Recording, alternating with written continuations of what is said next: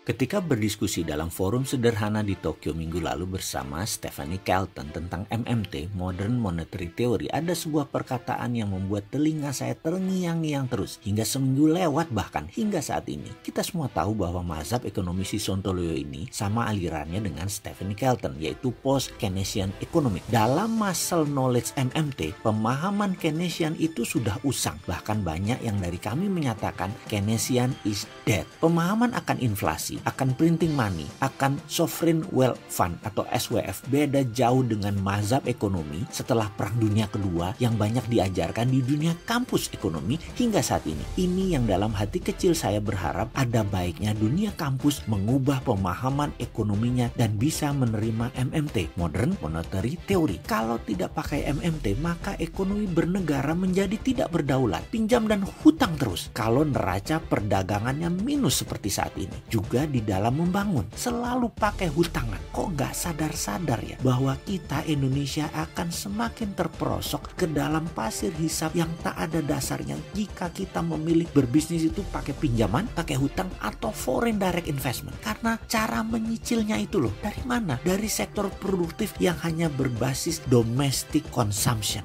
yang dipajakin. Ya nggak kuat lah, harus ekspor manufaktur bahan jadi atau kalau perlu 75% bahan jadinya. Jangan komoditi mentahan. Lalu harus tidak ada impor. Jadi neraca perdagangan harus plus dulu. Setidaknya impas. Jadi yang dibangun dulu adalah sektor produktif. Tapi ya sudahlah, ya sudah kadung cara berpikirnya beda. Karena memang muscle knowledge-nya beda. Kita ikut dulu saja sambil jaga jarak agar kalau nanti kepleset jatuh dalam masa resesi di tahun depan, kita sudah ada solusinya dan gak ikut jatuh. Kembali ke post-Keynesian economic mazhab kita. Kita ini tidak percaya inflasi versi Keynesian, tidak percaya dolar, nggak percaya IMF, tidak percaya obor Cina. Itu akal-akalan mereka ingin menaklukkan negara lain. Itu alkeminya Cina dan Amerika. Kita ini anti banget. Kita beri pertanyaan sederhana. Dari seorang Stephanie Kelton, saya teruskan. Pertanyaan dia begini, mungkinkah Indonesia kekurangan rupiah? Kalau kekurangan dolar, ya mungkin. Karena bukan kita yang punya. Kalau kekurangan yuan, mungkin juga. Kalau kekurangan emas, ya juga mungkin. Tapi kekurangan rupiah, maka banyak pasti yang menjawab, tidak mungkin Indonesia kekurangan rupiah. Lalu pernyataan selanjutnya, kalau tidak mungkin kekurangan rupiah, mengapa Indonesia cari pinjaman? Mengapa mencari hutang? Mengapa perlu foreign direct investment? Mengapa perlu dolar? Gimana jawabnya coba? Maka pertanyaan sederhana itu kalau dijawab orang pinter atau pejabat, mereka akan menggunakan semua ilmu ahli ekonomi pemenang Perang Dunia Kedua yang ingin selalu menggunakan dolar di setiap pembangunan ekonomi di dunia ini. Ya monggo saja, kalau kita kan bisa apa saat ini? Bisanya cuma ngasih saran, ngingetin, dan beri solusi. Kalau nggak dipakai, ya nggak apa-apa juga.